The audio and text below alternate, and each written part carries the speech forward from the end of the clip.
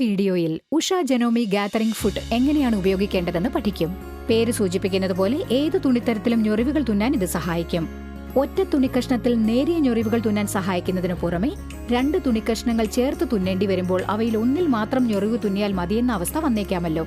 അത്തരം തുന്നലുകൾക്കും ഇത് സഹായിക്കുന്നു. ഇറുകിയ ടോപ്പും അരഭാഗത്ത് ഞൊറിവുമുള്ള വസ്ത്രങ്ങൾ തന്നെ ഉദാഹരണം. ഉഷ ജെനോമി ഗാദറിംഗ് ഫുഡ് ഉപയോഗിച്ച് ഞൊറിവുകൾ തുന്നുന്നത് എങ്ങനെയെന്ന് പഠിക്കാൻ 21x8 ഇഞ്ച് വലിപ്പമുള്ള ഒരു കഷ്ണം തുണി വേണം. 8x8 ഇഞ്ച് വലിപ്പമുള്ള ഒരു കഷ്ണം തുണി, അതേ തുണിയുടെ തന്നെ 24x8 ഇഞ്ച് വലിപ്പമുള്ള മറ്റൊരു കഷ്ണവും, ഇവയ്ക്ക് യോജിച്ച നൂലുകളും വേണം. ആദ്യമായി ഒരൊറ്റ തുണിക്കഷ്ണത്തിൽ ഞൊറിവ് തുന്നുന്നത് എങ്ങനെ എന്ന് നമുക്ക് പഠിക്കാം. ഞാനിവിടെ ചെയ്യുന്നത് പോലെ ഫുഡ് സ്ക്രൂ അഴിച്ചുകൊണ്ട് നോർമൽ പ്രസർ ഫുഡ് ഊരിയെടുക്കുക. ഗാദറിംഗ് ഫുഡ് ഘടിപ്പിക്കുകയും സ്ക്രൂ ടൈറ്റാക്കി മുറുക്കുകയും ചെയ്യുക. പാറ്റേൺ സെലക്ടർ എയിലേക്ക് തിരിച്ചുകൊണ്ട് നിങ്ങളുടെ മെഷീൻ സജ്ജമാക്കുക. സ്റ്റിച്ച് ലെങ്ത് മാക്സിമത്തിലേക്ക് തിരിക്കുക. ഒപ്പം ത്രെഡ് ടെൻഷൻ ഡയലും മാക്സിമത്തിലേക്ക് തിരിക്കുക. നീളമുള്ള ഒറ്റ തുണിക്കഷ്ണം ഗാദറിംഗ് ഫുഡിന്റെ താഴെയായി വെക്കുക. ഇനി അനായാസം തുന്നൽ ആരംഭിക്കുക. ചെയ്യേണ്ട ജോലിയെല്ലാം മെഷീൻ ചെയ്യുന്നത് കണ്ട് ആസ്വദിക്കുക. തുന്നൽ പുരോഗമിക്കും തോറും തുണിയിൽ നേരിയ ഞൊറിവുകൾ ഉണ്ടാകും.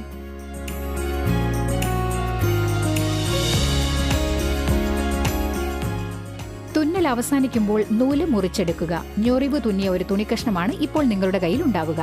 നമുക്കിതൊരൽപ്പം കൂടി രസകരമാക്കാം. ഗാദറിംഗ് ഫുഡ് ഉപയോഗിച്ച് 2 തുണിക്കഷ്ണങ്ങൾ തുന്നുന്നത് എങ്ങനെയെന്ന് പഠിക്കാം.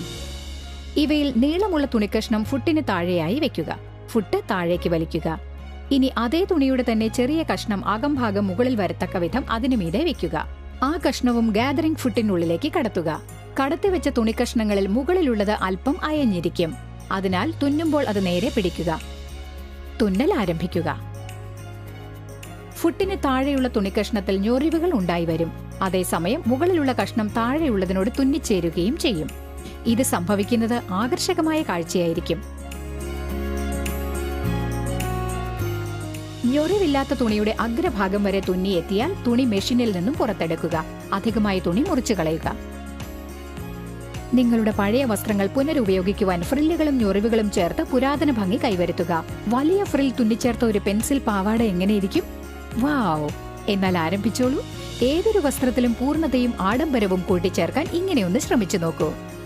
സർഗാത്മകമായി ചെയ്യൂ. ഇവ കോമളമായ സ്ത്രൈണതയാകും, അല്ലെങ്കിൽ ഒരു മോഹന ചിത്രം പോലെയാകും.